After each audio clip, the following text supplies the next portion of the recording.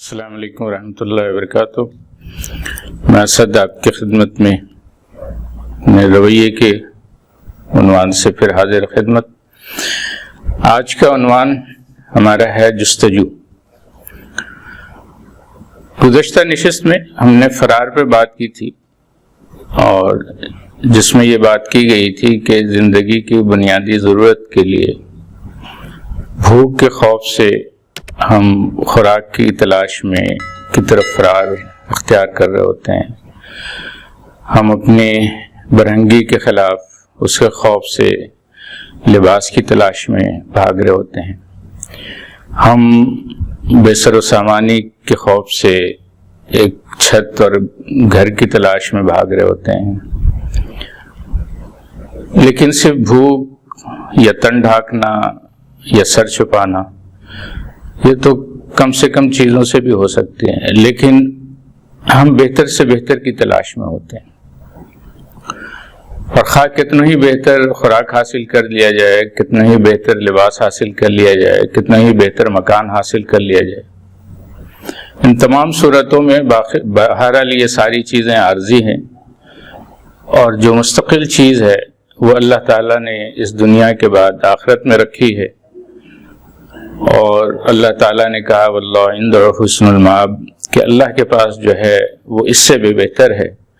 لہذا ہم سب کو چاہیے کہ ففروا الی اللہ۔ تو اس فرار کی، اس خوف سے بھاگنے کی ایک جو کیفیت ہے،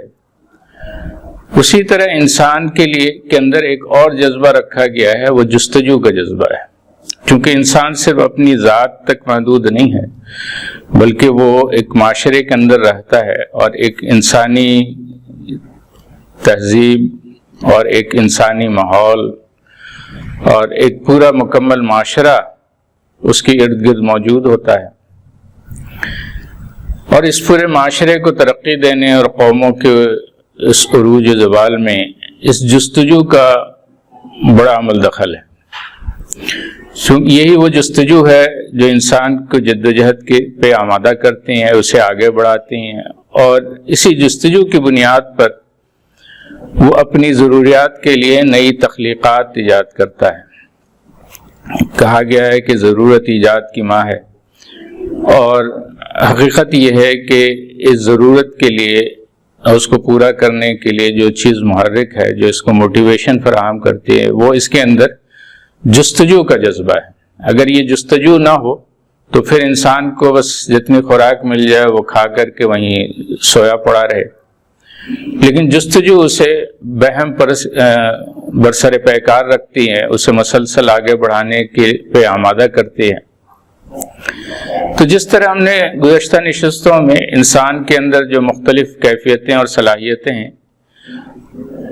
ان کیفیتوں اور صلاحیتوں کو، یا اگر آپ اللہ تعالیٰ نے آپ کے اندر اس لیے رکھا ہے کہ آپ اس کا مثبت استعمال کریں، اس کو پروڈکٹیو تعمیری اس کے جو ہیں اس صلاحیتوں کو بروکار لائیں، لیکن ہوتا یہ ہے کہ اکثر و بیشتر جو ہے ہم ان صلاحیتوں کو جو ہے تعمیری اور پروڈکٹیو بنانے کے بجائے عموماً جو ہے منفی اور نن پروڈکٹیو میں اس کو صلاحیتوں کو اپنی ضائع کرتے ہیں۔ یہ جستجو ہی ہے جو انسان کے لیے آج ہم جس دنیا میں رہ رہے ہیں، اور جو ٹیکنالوجی کا دور ہے، جو آرٹیفیشل انٹیلیجنس کا دور ہے، اس دور میں جب دنیا پوری ڈیجیٹائلائزیشن کے دور سے گزر رہی ہے، اس دور میں یہ سارے نتائج اور یہ سارے رزلٹ، اور جس ماحول میں ہم رہ رہے ہیں، اور جس ڈیجیٹل کی دنیا میں یہ میرا اور آپ سے جو رابطہ ہے، یہ ساری جستجو کی بنیاد پر، اور یہ جستجو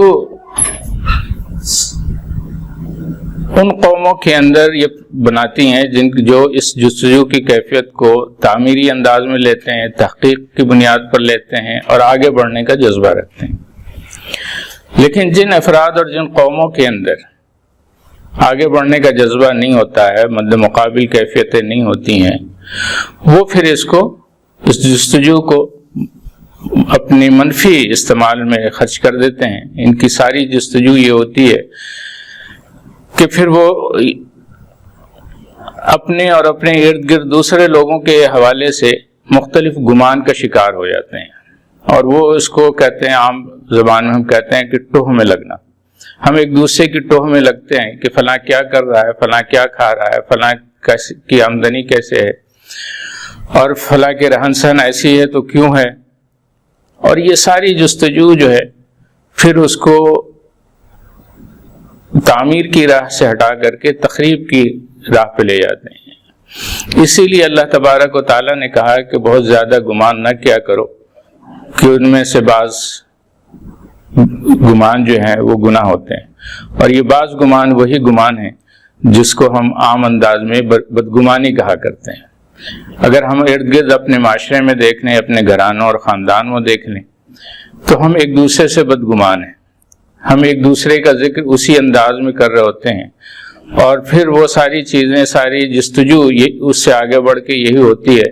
کہ دیکھا جائے کہ فلاں کے معاملات کیا ہیں اور کیسے ہیں، اور پھر یہ جستجو جو ہے آگے بڑھ کر کے غیبت تک جہاں پہنچتی ہے۔ اسی لیے اللہ تعالیٰ نے کہا کہ وَلَا تَجَسَّسُوا، ایک دوسرے کی تجسس میں نہ پڑو، وَلَا يَغْتَبْ، اور ایک دوسرے کی غیبت نہ کرو، کیونکہ ایک دوسرے کی غیبت ایسا کرنا ایسا ہی ہے جیسے اپنے مردہ بھائی کا گوشت کھانا۔ اور یہی کیفیت اگر یہ جستجو، یہ غیبت اور یہ منفی سوچ اور بدگمانی جس معاشرے میں ہم رہتے ہیں، جس گھرانے میں ہم پلتے بڑھتے ہیں، جس ماحول میں سے اور جن تعلیمی اداروں سے ہم گزر کے نکلتے ہیں، اس کا شاخسانہ اور اس کے منظرنامہ ہماری قومی سطح پہ بھی نظر آتا ہے کہ پوری جو ہے ہماری اجتماعی قوتیں، چاہے وہ سیاسی دائرے میں ہو، چاہے وہ عدالتی دائرے میں ہو، چاہے وہ معاشی اور معیشت کے دائرے میں ہو، ایک بدگمانی کا ماحول ہے۔ تجسس صرف اس بات کا ہے کہ شہباز شریف کیا کر رہا ہے اور نواز شریف کیا کر رہا ہے، اور ان دونوں کے درمیان مریم کا بیانیہ کیا ہے، اور بلاول کے کیا اسٹیٹمنٹ ہے، اور زرداری صاحب پیچھے خاموش بیٹھے ہیں تو وہ پس پردہ کیا کر رہے ہیں، اور جو ہے وہ پھر پی ٹی آئی کے، اور پھر فلاں جسٹس صاحب اور فلاں جسٹس صاحب،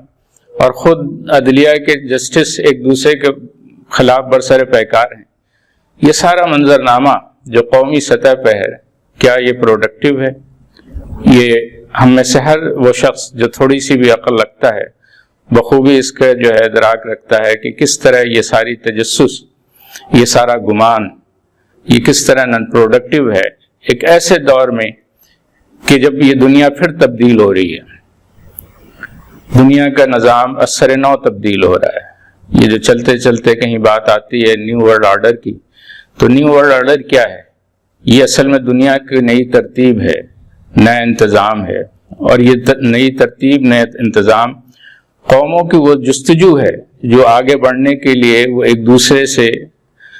تعمیری انداز میں ایک دوسرے سے بڑھنے کے لیے مد مقابل ہیں، وہ ٹیکنالوجی پہ کام کر رہے ہیں، وہ علم کی میدان میں ان کی جدوجہد ہے، ان کی تعمیر جو ہے وہ انفراسٹرکچر پہ ہے، ایجوکیشن پہ ہے، اور جو ہے اپنی معاشرے اور اس کے ماحول کی ترقی پہ ہے۔ تو اس میں ہمیں سوچنا چاہیے کہ ہم اپنا رویہ،